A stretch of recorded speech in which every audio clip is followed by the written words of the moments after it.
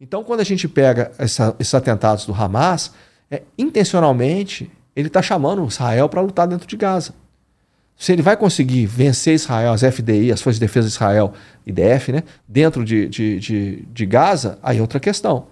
Mas ele acredita que sim. E ele acredita que a resposta de Israel vai gerar um problema muito grande, principalmente em termos informacionais. Por quê? Porque a população vai vitimar a população civil. Isso está no cálculo do Hamas. Infelizmente, também não estou fazendo juízo de valor. Aliás, eu tenho meu juízo de valor que eu não vou compartilhar aqui, para evitar rotular que tem posição, etc. Mas faz parte do cálculo. Israel age quase muito bem em termos... uma das Forças Armadas que age de maneira mais sofisticada em termos de salvaguarda do DIH, porque sabe que vai perder na campanha informacional. Então, por exemplo, Israel vai bombardear uma casa, ela avisa, liga para aquela casa e fala assim, ó, sai daí agora que essa casa vai ser bombardeada. E dá alguns minutos para que saiam e depois vem uma bomba e cai ali dentro. Israel, por exemplo, sabe se a reunião do Hamas vai ser no primeiro piso ou se vai ser no terceiro de uma casa. Porque se for no terceiro piso, dá para colocar uma bomba com uma tonelagem menor. Se for no primeiro piso, não adianta, vai ter que colocar uma tonelagem maior, que vai ter que passar do terceiro, o segundo é matar os caras lá no primeiro. Mas se a bomba for a reunião for no terceiro, pode colocar uma tonelagem menor. Entendeu? Então, assim, no direito internacional humanitário, Israel procura agir muito na marca. Tá? Ah, mas Israel mata civil. Israel mata civil, mas aí a questão é a seguinte, Israel matou civil intencionalmente ou Israel matou civil como resultado de um ataque a um objetivo militar? Porque no direito internacional humanitário, que é o direito internacional dos conflitos armados, existe um dos princípios reguladores que é o da distinção. O da distinção talvez seja o mais importante. Eu preciso distinguir o combatente do não combatente.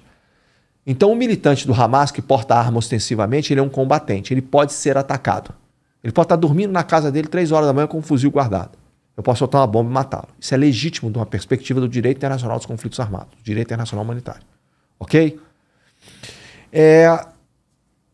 Coisa que a polícia no Rio de Janeiro não pode fazer, porque está sobre a égide do direito interno. Então, para eu tirar a vida de um ser humano num confronto com uma facção criminosa, por exemplo, só com a excludente de ilicitude da legítima defesa. Tá? Mas, à luz do direito internacional humanitário, o sujeito que porta a arma ostensivamente, mesmo que em trajes civis, é considerado combatente. Então, combatente pode ser atacado. O princípio da distinção é um dos mais importantes, mas existe um outro princípio que é da proporcionalidade. O princípio da proporcionalidade é diferente do direito interno. Quando o policial vai realizar uma operação, se o sujeito vem de mão para cima dele, vem no tapa, isso não é considerado força letal, concorda? Então, proporcionalmente, eu não posso usar força letal. É lógico que se for o Vitor Belfort contra o Mano Brown, o Mano Brown, para sobreviver, aí vai justificar. Mas se for, um cara ali o cara vem no tapa, eu utilizar uma força letal, não pode. Agora, se o cara vem com uma faca, faca é ameaça letal. Então justifica eu tirar minha arma e responder força letal com força letal, e aí eu estou reagindo a uma injusta agressão, eu vou excluir isso da legítima defesa. Proporcionalidade no direito internacional humanitário é outra coisa. Proporcionalidade é a relação entre necessidade militar de atacar um objetivo militar legítimo e dano colateral. Então, por exemplo, se eu tiver 3 soldados armados de fuzil numa trincheira, por exemplo, 3 soldados, um está com o pé machucado, o outro está com um tiro no ombro, mas ainda não é ferido porque está com um fuzil, então não se absteve de todo e qualquer ato de hostilidade. Então ele não é considerado ferido, ele é considerado combatente ainda, tá? Porque ferido é um outro status jurídico que ele precisa ser protegido.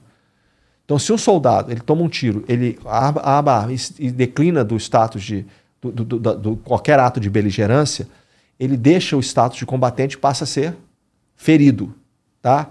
E não existe ferido amigo, ferido inimigo, é ferido, tá? Então ele precisa de proteção, ele é vítima de guerra, vítima da guerra, vítima dos conflitos armados. Ele entra num outro status jurídico.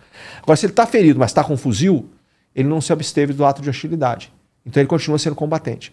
Então tem 3 combatentes, um com o pé machucado, outro com tiro no ombro. Tá? Eu posso pegar um B-52 e lançar toneladas de bomba em cima dos 3. Isso não fere o princípio da proporcionalidade. Aliás, o princípio da proporcionalidade não é nem levado em questão, porque não tem dano colateral. O que acontece para você avaliar o dano colateral? É a necessidade militar com o dano colateral que você vai causar à população civil. É uma relação subjetiva, mas é assim que funciona. Então, por exemplo, eu tenho um posto rádio de um pelotão. Pô, a necessidade, o valor militar disso é pequeno. Não justifica, por exemplo, eu bombardear esse posto do rádio do lado de um hospital que vai matar centenas de coisas. Essa relação torna desvantajosa. Agora, se eu tenho o QG do Hamas, por exemplo, debaixo de um hospital, não vou entrar no mérito, se está certo ou se está errado. O que vai argumentar o cara que decidir por aquele ataque? O cara que decidir por aquele ataque vai tentar argumentar que a necessidade militar justificava o dano colateral. Esse é o princípio da proporcionalidade no direito internacional humanitário. Então, assim, a gente está falando isso por quê, cara? Já me perdi até o raciocínio. Nós começamos falando a questão do refém de outras nações. Aí você aprofundou, né?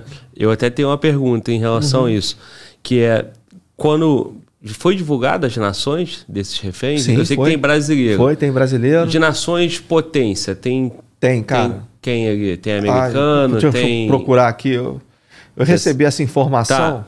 Porque assim, o que eu quero te colocar é o seguinte, quanto você acha aí. No primeiro momento, talvez quem não tenha condições de fazer uma análise mais ampla e não ter esse histórico, pensa assim, o Hamas fez um terror, em vez de mexer só com Israel, mexeu com o mundo todo. Eu pensei isso inicialmente. Todo mundo pensou isso. Mas pelo que eu estou entendendo contigo, pelo contrário. Quanto mais nação ali, mais pressão para que Israel não avance com muita agressão. Cara, não foi erro de cálculo do Hamas. Sim. O Hamas, ele sabia o que ele queria. Nada disso não é intencional. A gente não pode subestimar, você pode questionar os métodos, questionar a moralidade, mas... Não subestimar como erro, né? Como não. Existe, por mais sórdido que seja, existe uma lógica subjacente a isso. Tá? Aqui eu recebi uma informação, civis internacionais atacados pelo Hamas. Por exemplo, Áustria, 2 assassinados e um desaparecido. Canadá, 3 assassinados, 2 desaparecidos. Estônia, 1 assassinado. Itália, 1 assassinado, 8 desaparecidos. Nepal, 8 desaparecidos. Portugal, 1 desaparecido. E aqui vai, Argentina, 8 assassinados. Mas tem alguma potência nuclear, por exemplo, aí? Vamos ver. Chinês, russo... Estou procurando aqui, ó. França, Inglaterra... Chile, França, potência nuclear. 15 mortos e 8 desaparecidos. Tá? O desaparecido não significa que foi refém, significa que não achou o corpo ainda, tá? Deixa eu ver. Romênia, Austrália, China, 4 assassinados e 3 desaparecidos. Alemanha, 5... A Alemanha não é potência nuclear. A Alemanha possui usina nuclear, domina, mas não tem arma nuclear. 5 assassinados e 12 desaparecidos.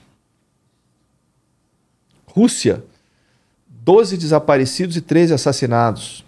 A pergunta é, China e Rússia vão se importar? Cara, com esses 2, 3 deles? Pelo perfil do chinês e do russo? Pode apostar. Formalmente, sim. Formalmente, sim. Pode ter certeza disso. Formalmente. Tá? Formalmente. E aí a gente entra no pragmatismo do Hamas. Se ele tiver esses reféns, qual é a postura que eles vão ter? Tradicionalmente, vou falar da Rússia, por exemplo, tradicionalmente os interesses políticos do Estado russo se sobrepõem ao interesse dos seus cidadãos. Sempre foi assim. Tá? Brasil, 3 assassinados e 4 desaparecidos. Polônia, 1 desaparecido. Cara, vou chamar a atenção para isso. 3 brasileiros mortos e 4 desaparecidos. Tá? Dinamarca, Índia, México, Filipinas e por aí afora vai. Espanha. Bom, então o Hamas fez esse ataque tudo calculado, chamando Israel para o campo de batalha dentro de Gaza, tendo essa moeda de troca aí de alto valor, né, que tem gente de todas as nações, chama a comunidade internacional para poder ficar supervisionando e controlando a ação de Israel.